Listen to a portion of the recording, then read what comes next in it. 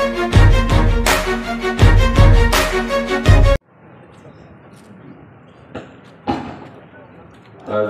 रहमतपूर या पवित्र नगरीमध्ये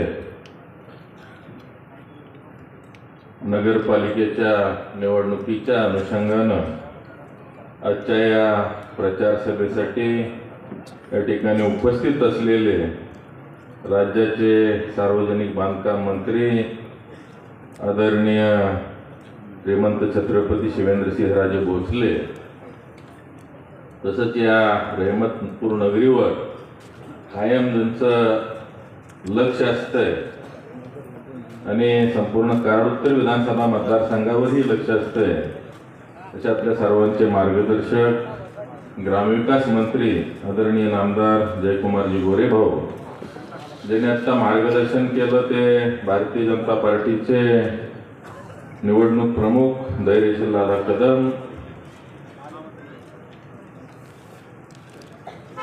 महिला प्रदेश उपाध्यक्षा चित्रलेखा मानेताई, तसंच दौलत नाना चितोळे, सुनील तात्या काटकर, संपतराव मानेदादा, भीमराव काका पाटील आणि ज्यांच्या प्रचाराच्या निमित्तानं आज ही आपण सभा आयोजित केली त्या सौ वैशाली निलेश माने, नगराध्यक्ष पदाचे उमेदवार आणि आमचे 20 नगरसेवक पदाचे सर्व उमेदवार, आदरणीय राष्ट्रवादीचे नेते सचिनजी बेलागडे, किरणजी भोसले, विकासांना गायकवाड, अमरजी मदने, नंदकुमारजी माने, विकास माने, विजयजी माने, सुखदेव माने, साहेबराव माने आबा, मधुकरजी सावंत, अनिलजी गायकवाड, चिन्मयजी कुलकर्णी, विक्रमबाबा कदम, संतोषजी कनसे, दिलीपराव पवार, शेखर माने, संजय माने, प्रल्हाद शेरकर या ठिकाणी उपस्थित असलेल्या मोठ्या संख्येने आमच्या सर्व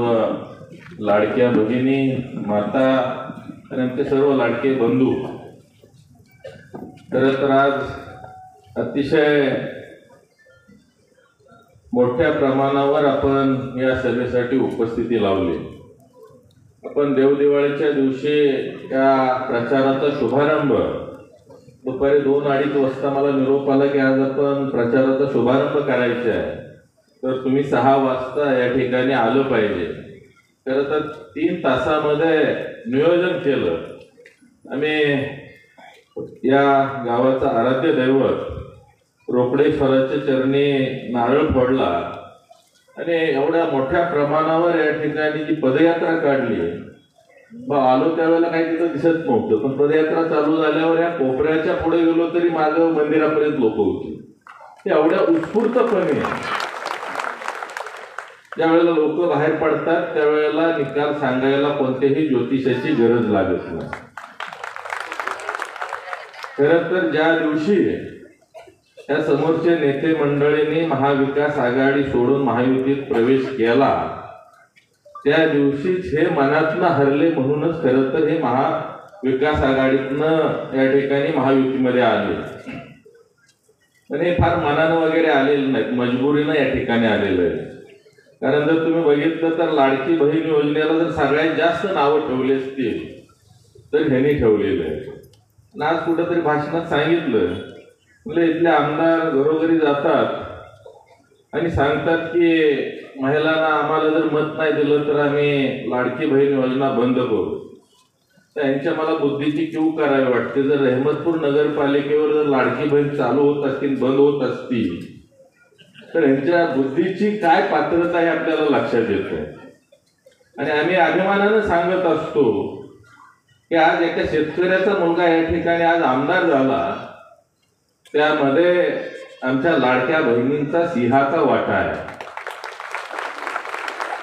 आणि आज मी आपल्याला सांगू इच्छितो की आज या नगरपालिकेच्या इलेक्शन मध्ये सुद्धा त्यांनी जी काही घरं हिशेबात धरली असतील ना, तिथल्या सर्व लाडक्या बहिणी सुद्धा आमच्या वैशालीताईंना, आमच्या 20 नगरसेवकांना मत देणार आहे।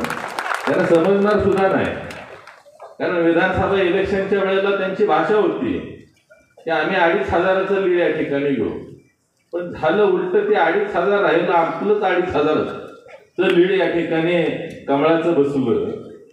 तीच परिस्थिती आज सुद्धा त्याच्यापेक्षा चांगली परिस्थिती होणार आहे।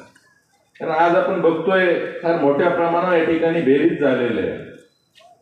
आज आमचे नंदवान असतील, विक्रम माने सर असतील, तुपे सरकार असतील, त्याच पद्धतीने किरणजी भोसले असतील, ह्या मंडळींनी आज आपल्याकडे भारतीय जनता पार्टीमध्ये प्रवेश केलाय. त्यांनी प्रवेश केला की हे गद्दार आणि ह्यांनी प्रवेश केला की हे पक्षांतर. म्हणजे ह्याला किती गोंडस नावं दिली जातात बघा. आज मगाशी विक्रम सरांनी सांगितलेला प्रसंग खरा आहे. मी परवा दिवशी वर आमच्या बौद्ध वस्तीमध्ये गेलो होतो, त्यावेळेस तिथल्या युवकांनी सांगितलं की आज अशी परिस्थिती आहे की आम्ही 25 वर्ष झालं, त्यांचा एकच जाहीरनामा प्रत्येक वेळेला तोच येतो छापून, आणि हे करणार ते करणार ते करणार. प्रत्येक पंचवार्षिकला तीच कामं असतात, कामं सुद्धा बदलत नाही. त्या ठिकाणी आम्हाला लाईट व्यवस्थित मिळत नाही. मी त्यांना सांगितलं, अरे बाबा आपले नगरसेवक आहे तिथं, इथं आपले सत्तेमध्ये होते, हीच मंडळी होती म्हणलं. तर म्हणले आम्हाला तर बोलायची तिथं परवानगीच नाही, पण आमच्यापेक्षा ह्यांची परिस्थिती लय वाईट आहे म्हणजे, हे तर अजिबातच बोलू शकत नाही. बल जरी बदलायचं म्हणलं तरी तिकडे जाऊन विचारावं लागतं. अशा पद्धतीची परिस्थिती आहे. आणि खरं तर भाऊ आज इथं हॅलोजन लागलेत म्हणून फार चांगलं वाटतंय आपल्याला. तर परवा पदयात्रा 6 ला चालू केली, जवळपास 8:15 वाजले, 8:15 8:30.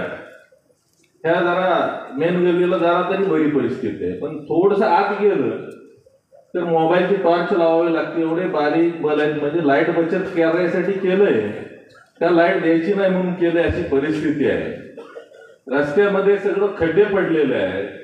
अतिशय बिकट अशी परिस्थिती आहे या ठिकाणी विकासाची. आणि आज खरं तर ते मला म्हटले की हे घरोघरी जात आहेत. आपण घरोघरी गेल्याशिवाय तिथली काय परिस्थितीच कळत नाही ना. मेन रस्त्यावर गेलं की सगळं अलगेल दिसतंय.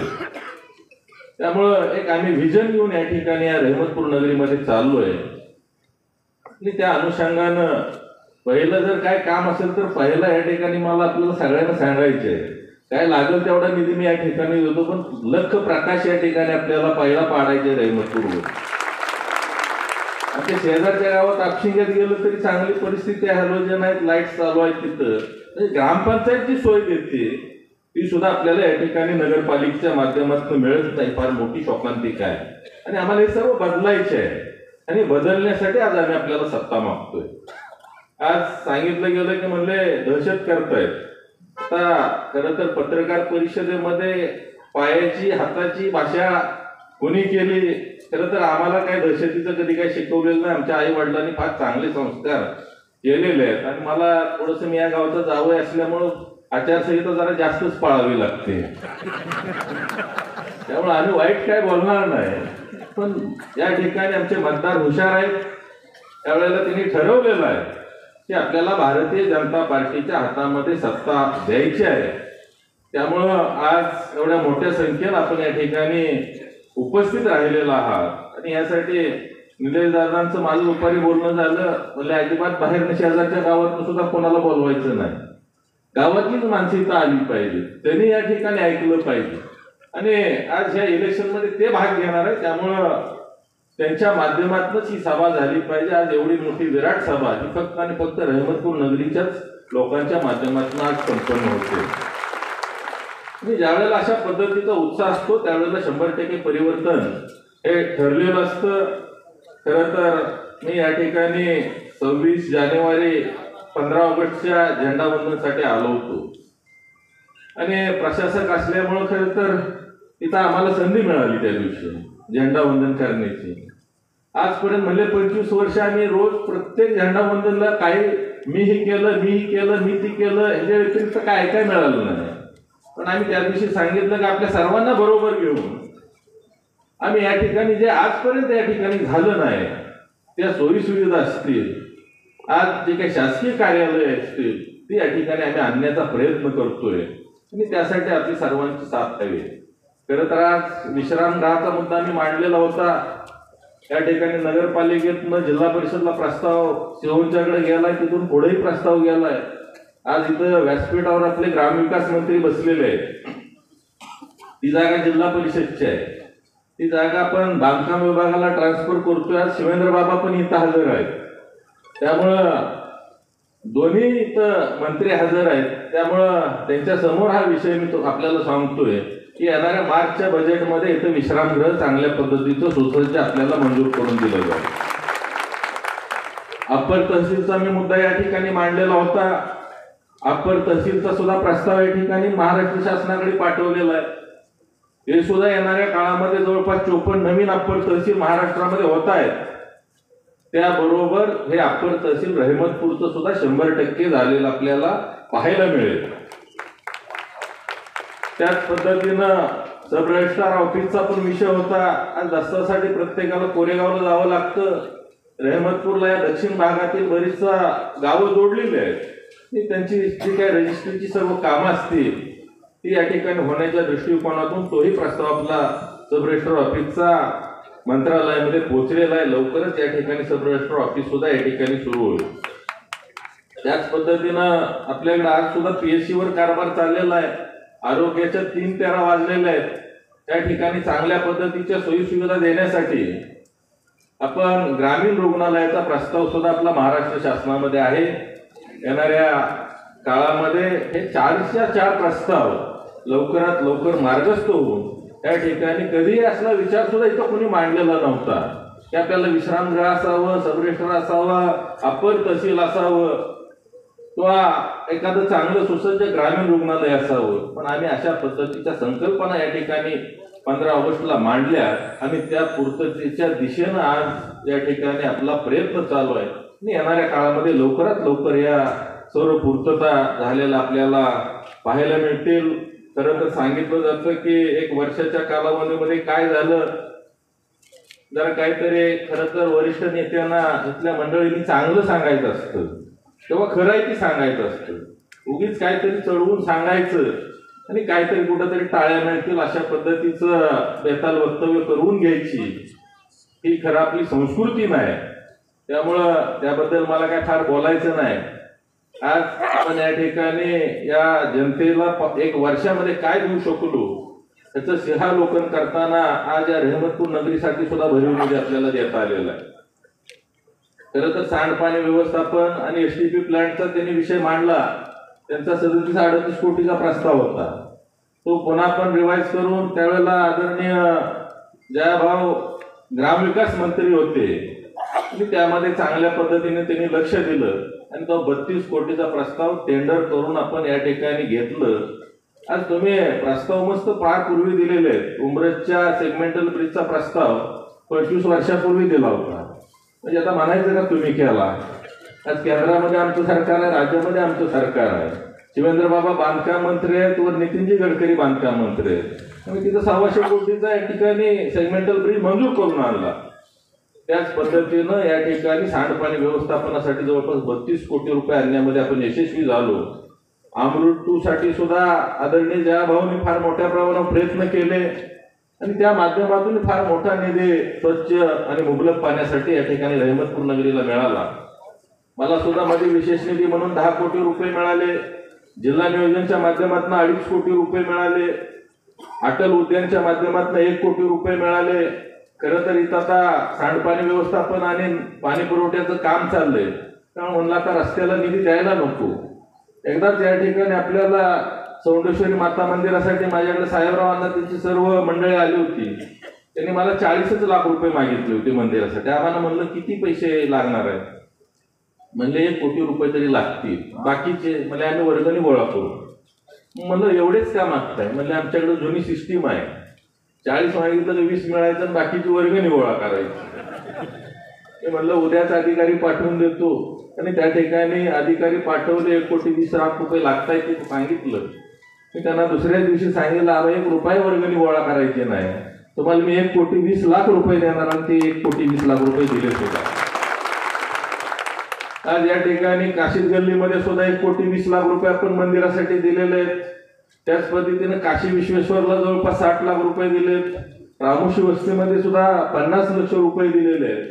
अशा पद्धतीनं जवळपास 12.5-13 कोटी रुपयांचं या ठिकाणी चांगल्या पद्धतीनं नियोजन केलंय.